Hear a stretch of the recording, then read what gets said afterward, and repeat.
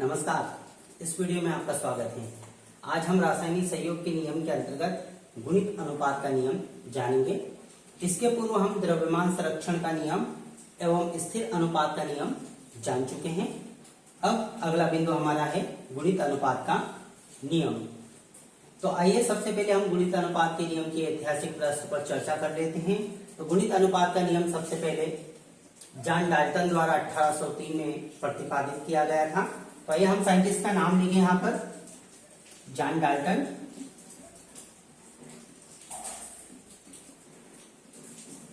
तो यह नियम जॉन डाल्टन द्वारा सन 1803 में प्रतिपादित किया। आइए अब हम जानते हैं गुणित अनुपात का नियम क्या है। तो इस नियम के अनुसार जब दो तत्व आपस में सहयोग करते हैं और दो या दो से अधिक यौगिक बनाते हैं तो एक तत्व की भिन्न भिन्न मात्रा दूसरे तत्व की निश्चित मात्रा अर्थात निश्चित द्रव्यमान से सहयोग करती है। पुनः जाने, जब दो तत्व आपस में सहयोग करके दो या दो से अधिक यौगिक बनाते हैं तो एक तत्व की भिन्न भिन्न मात्रा दूसरे तत्व के निश्चित द्रव्यमान से सहयोग करती है और परस्पर एक सरल पूर्णांक अनुपात प्राप्त होता है। यही है गुणित अनुपात का नियम। आइए अब हम एक उदाहरण के माध्यम से गुणित अनुपात के नियम की पुष्टि करें। तो हम कार्बन और ऑक्सीजन की आपस में अभिक्रिया के माध्यम से गुणित अनुपात के नियम की पुष्टि करेंगे। तो कार्बन दो प्रकार से ऑक्सीजन के साथ में अभिक्रिया करता है। आइए हम समीकरण के माध्यम से जानें। हम उदाहरण ले रहे हैं कार्बन और ऑक्सीजन के आपस में अभिक्रिया से। तो कार्बन ऑक्सीजन के साथ अर्थात पहले स्टेप में ऑक्सीजन के एक परमाणु के साथ अभिक्रिया करके कार्बन मोनोऑक्साइड बनाएगी, CO। यहां पर हम लिखें कार्बन मोनोऑक्साइड, कार्बन मोनोऑक्साइड,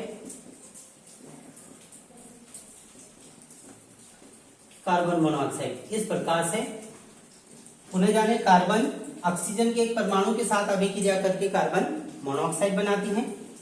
पुनः कार्बन और ऑक्सीजन की अभिक्रिया को जाने। कार्बन ऑक्सीजन के अणु के साथ अभिक्रिया करके कार्बन डाइऑक्साइड बनाती है। तो यहां पर देखेंगे हम carbon dioxide, carbon dioxide, carbon dioxide. तो इस अभिक्रिया में अर्थात उपरोक्त अभिक्रिया में कार्बन मोनोऑक्साइड के साथ ऑक्सीजन 16 ग्राम, कार्बन डाइऑक्साइड के साथ ऑक्सीजन 32 ग्राम, कार्बन की निश्चित मात्रा 12 ग्राम से सहयोग करती है। हमने परिभाषा में जाना था, जब दो तत्व आपस में सहयोग करके दो या दो से अधिक यौगिक बनाते हैं तो एक तत्व की भिन्न भिन्न मात्रा, ये भिन्न भिन्न मात्रा है, यहाँ पर 16 ग्राम और यहाँ पर 32 ग्राम, एक तत्व की भिन्न भिन्न मात्रा दूसरे तत्व के निश्चित द्रव्यमान से सहयोग करते हैं। यहाँ पर भी कार्बन 12 ग्राम और यहाँ पर भी 12 ग्राम। तो एक तत्व की भिन्न भिन्न मात्रा दूसरे तत्व के निश्चित द्रव्यमान से सहयोग करती है। तो पुनः हम आगे जाने। तो यहाँ पर कार्बन की निश्चित मात्रा 12 ग्राम के साथ ऑक्सीजन की मात्रा क्रमशः 16:32, जो 1:2 का सरल अनुपात होगा। तो यहां पर हम लिख सकते हैं कार्बन का निश्चित द्रव्यमान 12 ग्राम के साथ ऑक्सीजन क्रमशः 16 ग्राम एवं 32 ग्राम अभिक्रिया करती है।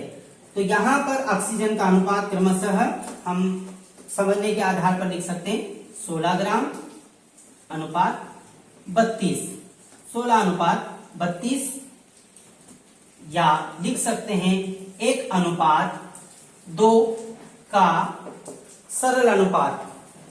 ये 16:32 ऑक्सीजन का द्रव्यमान है, 1:2 का सरल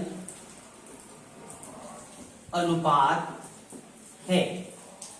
हमने समझने के आधार पर संक्षिप्त में लिखा, ये जो अनुपात है 16:32 या 1:2, जो कार्बन के निश्चित द्रव्यमान के साथ ऑक्सीजन का द्रव्यमान है तो 16:32 अर्थात 1:2 का सरल अनुपात प्राप्त होता है। तो आज हमने गुणित अनुपात के नियम को जाना और अन्यत्र उदाहरण ले सकते हैं। नाइट्रोजन ऑक्सीजन के साथ यौगिक बनाती है, नाइट्रोजन ऑक्सीजन के भिन्न भिन्न परमाणुओं के साथ क्रिया करके विभिन्न यौगिक बनाते हैं। हम नाइट्रोजन के ऑक्साइडों का उदाहरण ले सकते हैं। इसके पश्चात हम गेल-लुसेक का आयतन संबंधी नियम जानेंगे। धन्यवाद।